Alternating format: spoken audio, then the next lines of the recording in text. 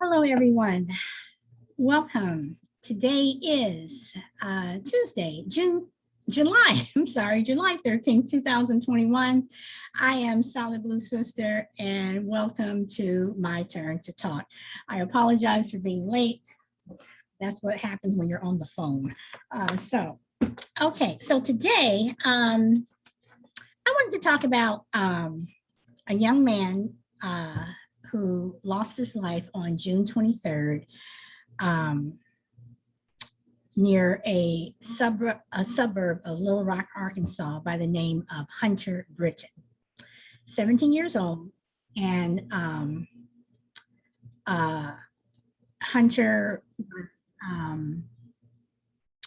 at 3 a.m., around 3 a.m. in the morning, he and a friend were at an auto body shop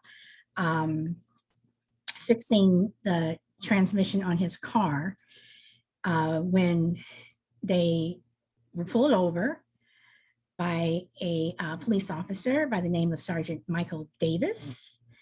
And what happened was Hunter was told to get out of the car, and his car they could not get the transmission to go into park. So he took a bottle of bright blue antifreeze out to put behind the back rear tire of his car to prevent the car from rolling into Sgt Davis's car. And without warning, Sgt Davis shot Hunter Brittain multiple times. The difference with Hunter Brittain, out of all the other police shootings that we've had in the past year, the past couple of years, the past couple of months, is Hunter Brittain is white.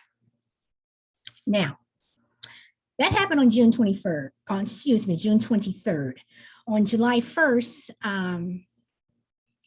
Sgt Michael Davis was fired for failure to activate his body cam. So as far as we know, that there's no footage or anything of the shooting. However, there was a witness, the young man who was a friend of Hunter's, who was in the car with him, and he, gave his portion of the story, and they arrested him and had him sit in the back of the police car for 3 hours, I guess, while they're at the scene, whatever. So, two reasons why this story is important is, number one, you have a white person, unarmed, shot dead by a white police officer. The other reason why it's important is that you have Benjamin Crump, who is the attorney for Breonna Taylor and Dante Wright, and of course George Floyd, and he was the attorney for Trayvon Martin, represent Hunter Brittain. The family has asked Benjamin Crump to represent him, and Rev Al Sharpton was invited to give the eulogy at Hunter's funeral. Now, it's interesting that, number one, that the family would contact Benjamin Crump to be one of the attorneys that represent them. And it's also interesting that they called Reverend Sharpton to give the eulogy. However,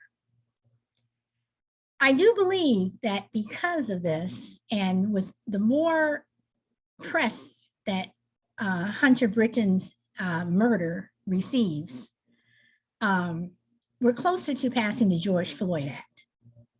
Why? Because it wasn't a Black person who was shot, but it was a white person who was shot. And maybe more people will come forward, maybe more unarmed, victims or families will come forward if some of their family members were killed by police officers who were unarmed and these people are white. So before I keep going, I am actually going to ask Miss Shy Lady if she has anything she wants to say, because she's the one who actually brought the story to my attention. So, Miss Shy Lady, hello there.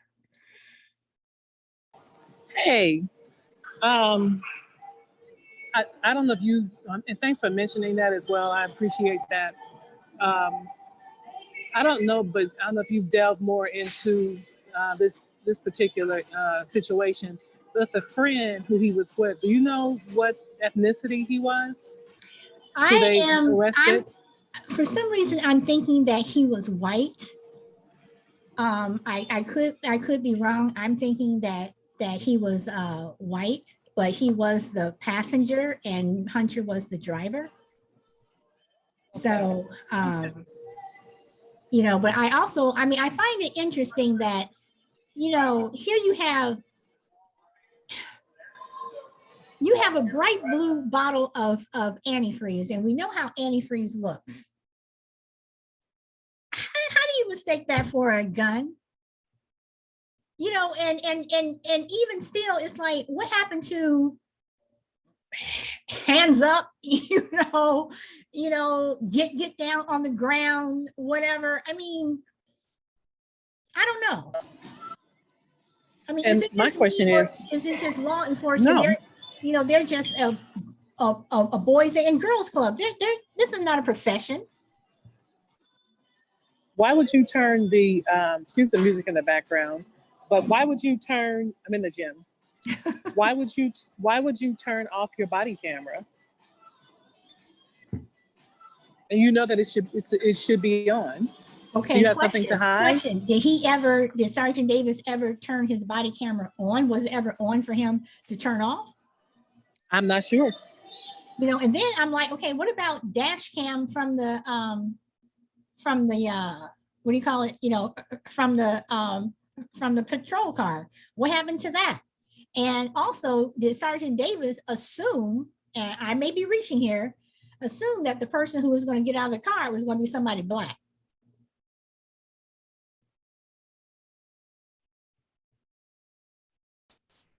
So that's another question that I have. Did he assume that Hunter Brittain, when he got out of the car, it was going to be a black person instead of a white person that got out of that car?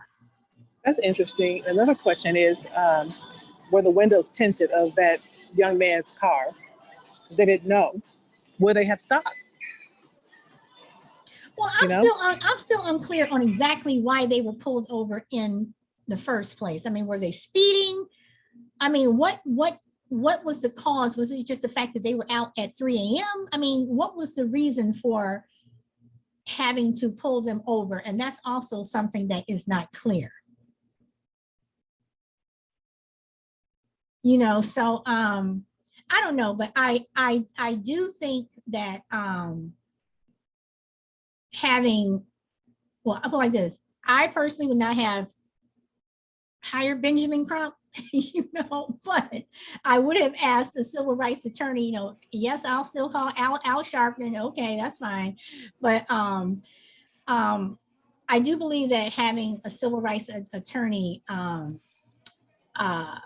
help one of the attorneys prosecute this case. Do you think that it will help push the George Floyd Act? It just may. And when I first saw it, I was like, wow, that's interesting.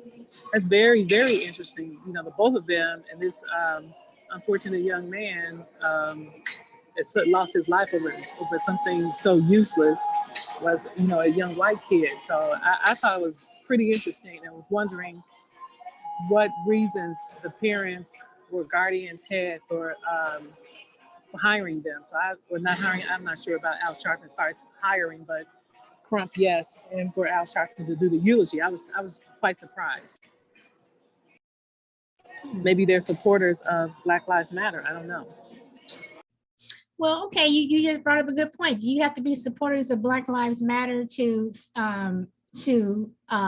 want justice for your family member who died like this? Or at the same time, they could have said, I understand what Black people have been saying these last few years, decades, centuries, about the police brutality or unarmed crimes against people who are innocent. So maybe they saw that, you know, our side of what was going on, and they decided, hey, let's take a stand. Let's show that we are in support of a change. Maybe that's it. I don't know. Okay, let me ask you a question, because Rodney King came to mind the other day, and I was just thinking, what has changed since Rodney King? But you have George Floyd, where you had a knee on the neck for 9 minutes and 29 seconds, and you have a video of a very clear video of Rodney King, who was literally getting his ass whooped and beat by 4 police officers with batons, or as they used to call them, nigger sticks.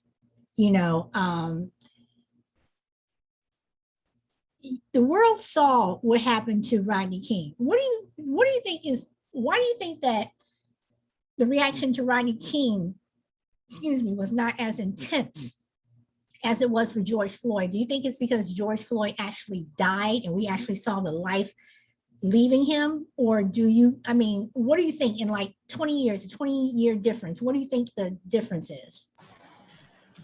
I would have to say actually 30 years. I would have to say that videos weren't as prevalent back then as they are now. They probably thought, oh, this is an isolated incident. He probably deserved it. But with the technology, it's you see this happening over and again because people are using technology, and I think that's one of the reasons why it didn't get the level of attention, because the technology wasn't there at the time. That's just my opinion. But nevertheless, it was awful. But technology, I totally understand what you're saying about the technology part of it, but I'm talking about just the human aspect of it, that you see this man is down on the ground. He is begging for them to stop, and they continuously just hit him and beat him, whatever. And technology or not, it's like the world saw this. It's like you saw this man getting the crap beat out of you. So let me ask this. Let's say you took the jury from Rodney King, the same jury from Rodney King, and put them with George Floyd. Do you think Derek Chauvin would have been found guilty? No. Okay. Another thing too is, I think that there was a lot of negativity toward Black people, or African American, if you want to, some people want to call them, because of the whole O.J. Simpson situation. And I think that was part of the reason why they felt no sympathy, because if someone had saw a dog on video being beat by multiple people with sticks, it would be an outrage. It would be an absolute outrage. But Rodney King happened in 91. OJ was 94. Okay, well, I take it back. I wasn't sure, it's been so long ago. Yeah. I don't know if the correlation happened around the same time, but I don't know why there was not a level of empathy and sympathy to see a human being, even if it was an animal. It's an awful thing to happen, to see any living creature done like that, and they didn't have any defense. It's an awful thing. Awful. I don't know why there wasn't the same level of, like you said, he did live, but I don't know why there wasn't the same level of concern and sympathy and outrage at that video back in 91. I don't get it. I do not get it. I always felt bad for Rodney King, after all of this happened, because I know that he struggled with depression. I remember he gave an interview where he said that he avoided certain areas, whatever, that reminded him of that day, whatever. And I thought his death was tragic. But at the same time, I think his death was caused by those police officers years later. I think that, his, whether he drowned himself, committing suicide, I mean, I don't know. We will never know what really happened, but I think that his death is attributed to those police officers.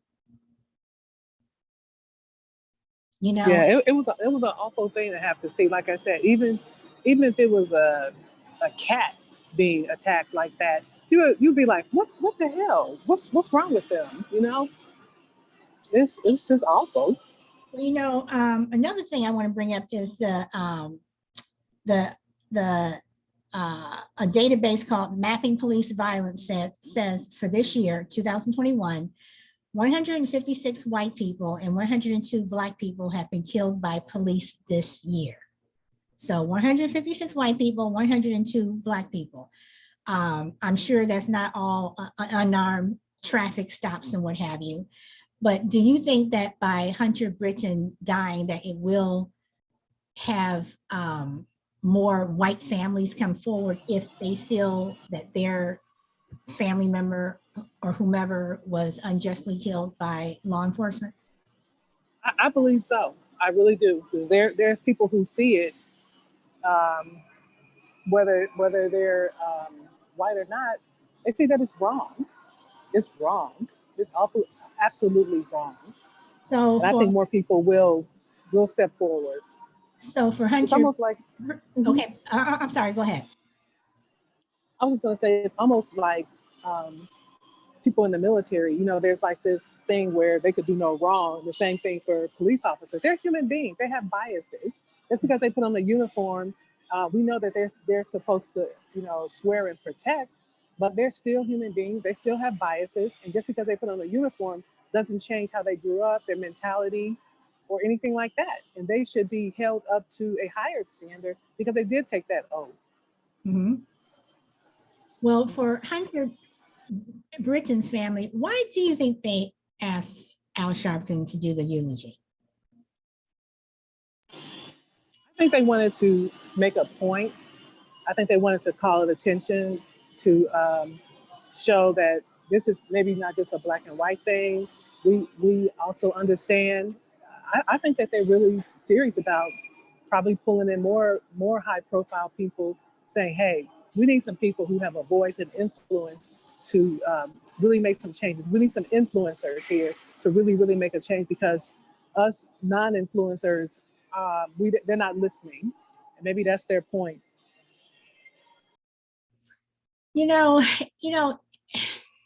I don't know. It's again, 2021 was supposed to be the year that everyone could just breathe a sigh of relief. And even though I know, millions of people have breathed a sigh of relief just in terms of who's living in the White House, it seems like things have gotten worse. If it's not one thing, it is something else. And I look at, I'm gonna flip the script here a little bit, and I'm looking at what's going on in Texas, and Governor Abbott now saying that he's put out a warrant for the arrest of Democratic lawmakers who have left the state, to immediately, as soon as they step foot back into the state, they'll be arrested and taken directly to the state capitol to be locked in a room so they can pass these archaic voting laws. I mean, what is this, Russia? That's crazy. What is he going to do? Is he going to poison them next and lock them up and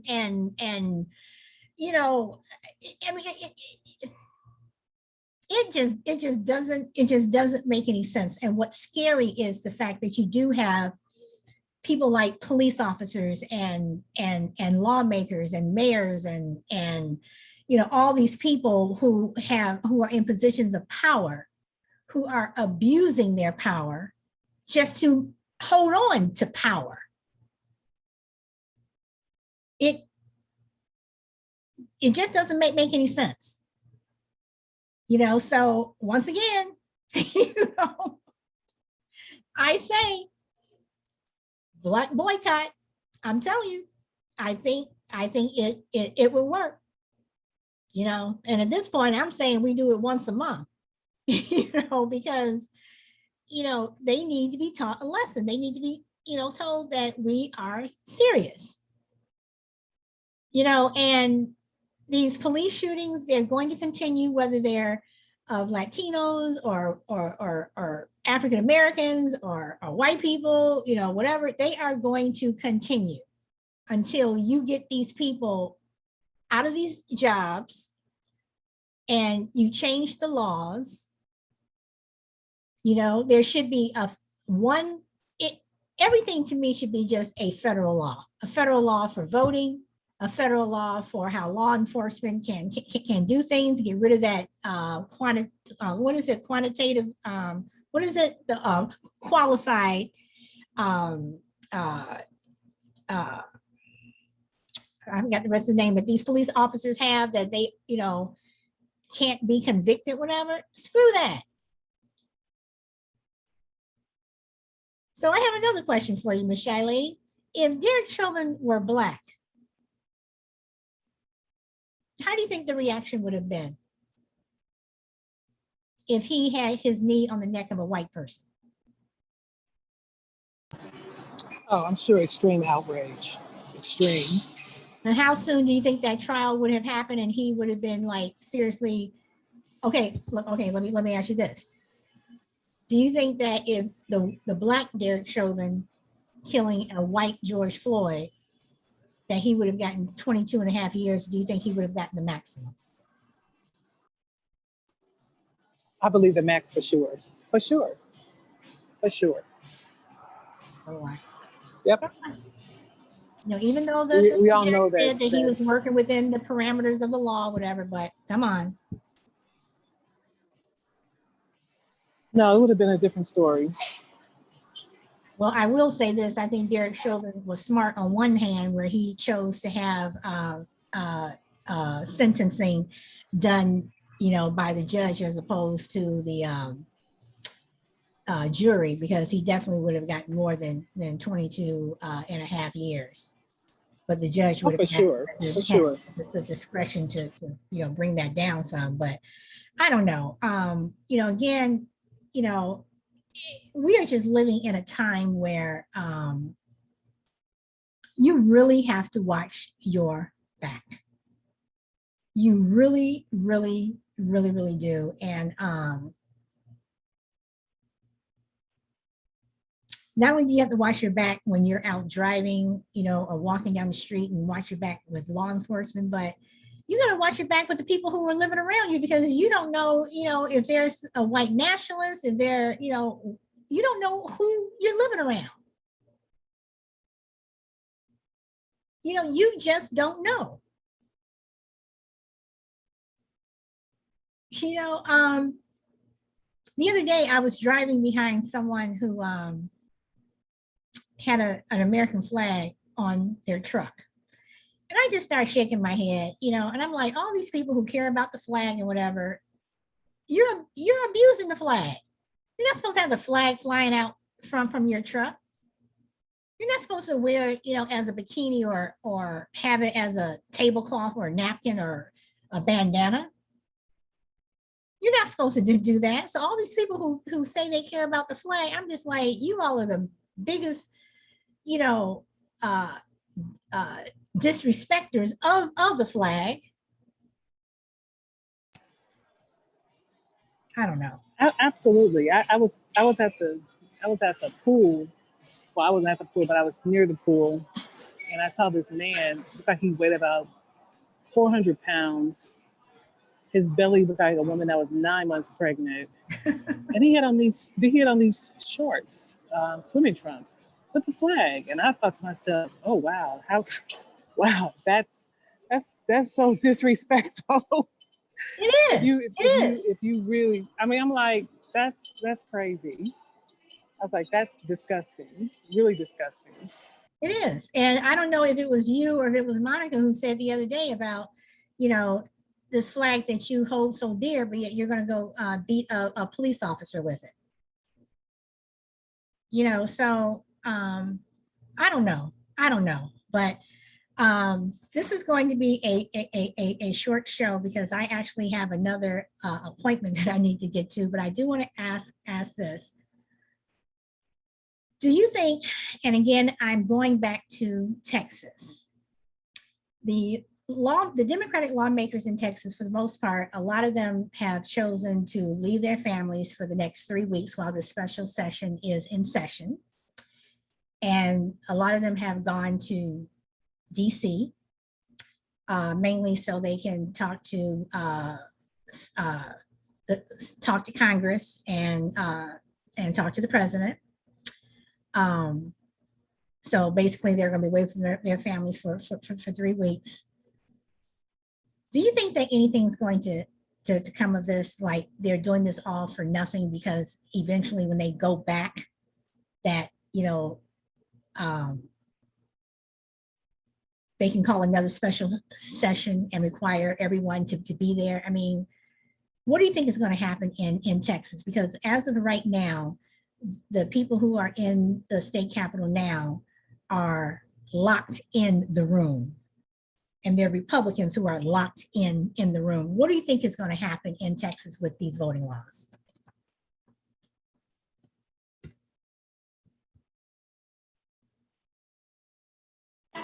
I honestly don't think much. There's so many things that have taken place in this country. The people who stormed the White House, nothing's really happening to them. I've heard of a few arrests, but all those people that did that, or even for that to even have taken place, and let them come in there, and nobody was like blocked from going in there. I personally don't think nothing's really going to happen because the lawmakers in this country have shown that they can do what they want to do when they want to do it. Well, one thing that I do think is going to happen, and you just actually just put this thought in my mind when you were talking about storming the Capitol.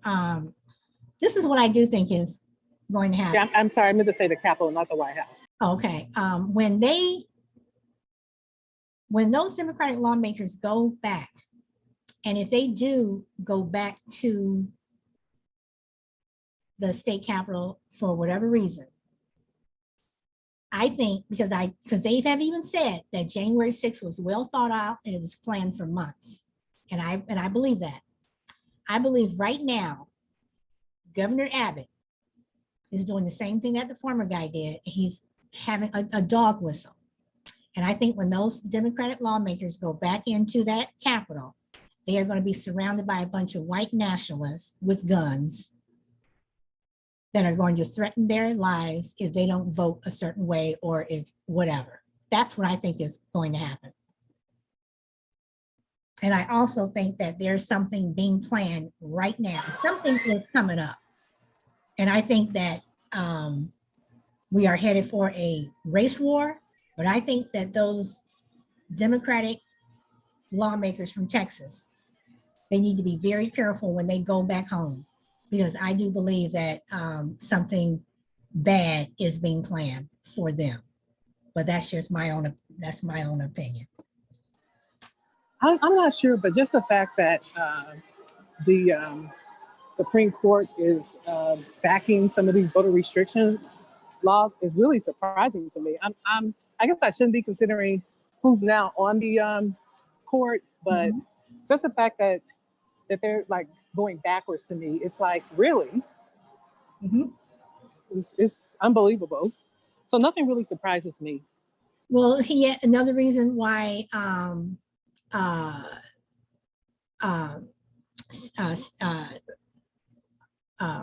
Stephen Breyer, I don't know if it's Breyer or Bayer, he needs to step down. And from what everyone is saying, is like he's healthy. He has no plans on stepping down in the future. And, don't be another, Ruth Bader Ginsburg and say, I'm going to stay there until I die, because then you end up with somebody else in office, like another Republican or crazy person, whatever. Yeah.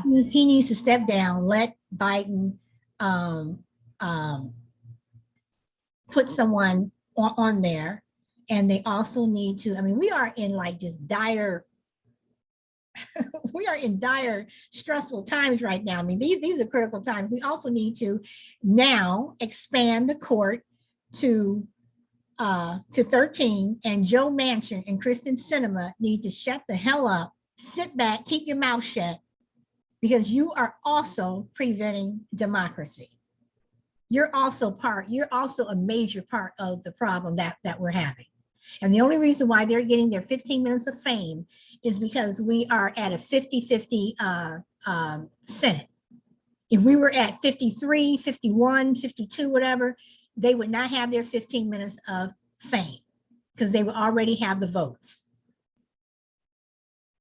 And I've said it once before, Democrats need to stop listening to Michelle Obama. This when they go low, we go high. We need to go low, fight like them, fight dirty, because that's exactly what they're doing, because they don't give a damn about this country.